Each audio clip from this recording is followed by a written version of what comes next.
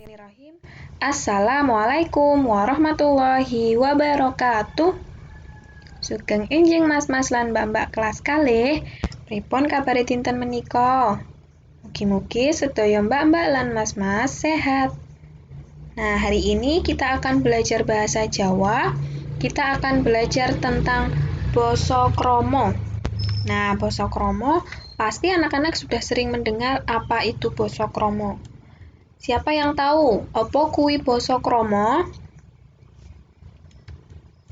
Basa krama yaiku basa kang digunakake nalika ngendikan marang wong sing diajeni.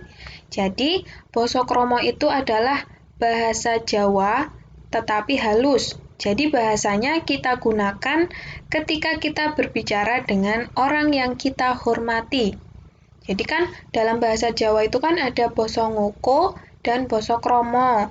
Nah, basa ngoko itu kita gunakan untuk biasa. Kemudian kalau basa krama kita gunakan untuk orang yang kita hormati atau wong kang diajeni.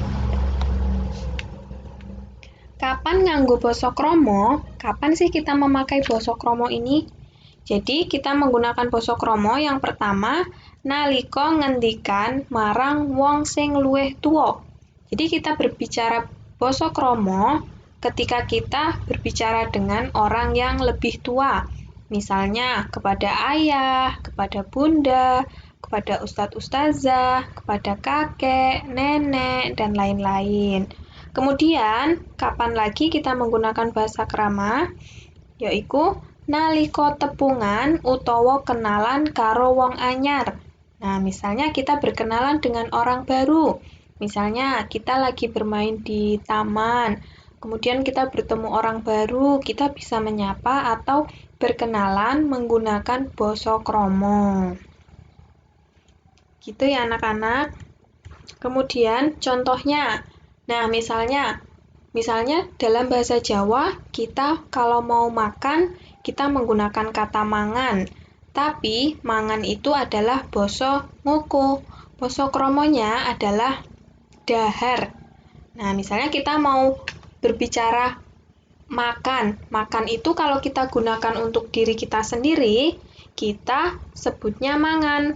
Tapi, kalau kita gunakan untuk orang tua kita yang sedang makan, berarti kita gunakan dahar, bukan mangan. Perhatikan contohnya berikut ini. Misalnya, kita mau bertanya ke ibu kita, "Bu, arep neng ndi?" Nah, tetapi karena kita tanyanya kepada ibu kan salah satu orang yang kita hormati. Kita harus menggunakan basa krama. Nah, basa krama yang kita gunakan adalah, "Bu, badhe tindak pundi?" Nah, gitu ya. Bukan menggunakan yang Bu arep neng ndi, tapi kita gunakan basa krama, yaitu Bu badhe tindak pundi. Kemudian, contoh yang kedua. Nah, yang tadi kita bahas, Bapak lagi mangan.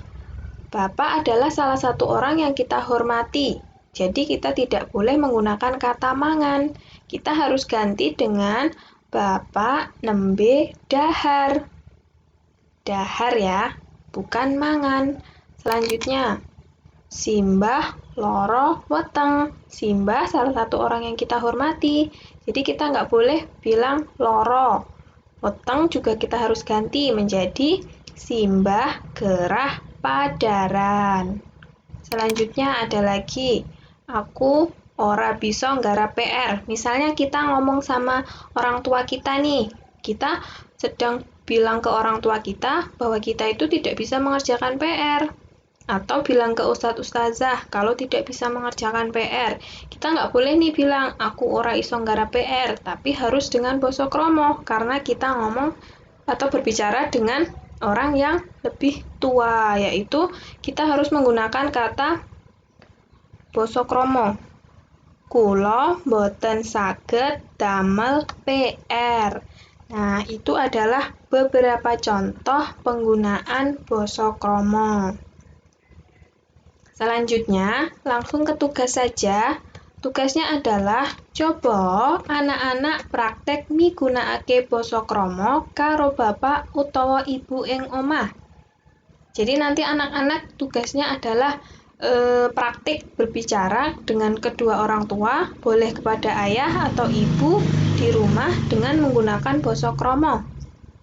Misalnya nih, nyuwun tulung bapak atau ibu golek buku bahasa Inggris kelas 2, minta tolong ke ayah atau bunda mencarikan buku bahasa Inggris kelas 2, atau nyuwun izin arep dolan ing omahe kancane, minta izin mau main ke rumah temannya, atau yang lainnya boleh. Seperti itu tugasnya. Apakah ada yang ingin ditanyakan dulu? Jika ada yang ingin ditanyakan, boleh ditanyakan ke Ustazah Mei. Jika tidak ada yang ditanyakan, silahkan langsung dikerjakan tugasnya. Tugasnya boleh voice note, boleh video.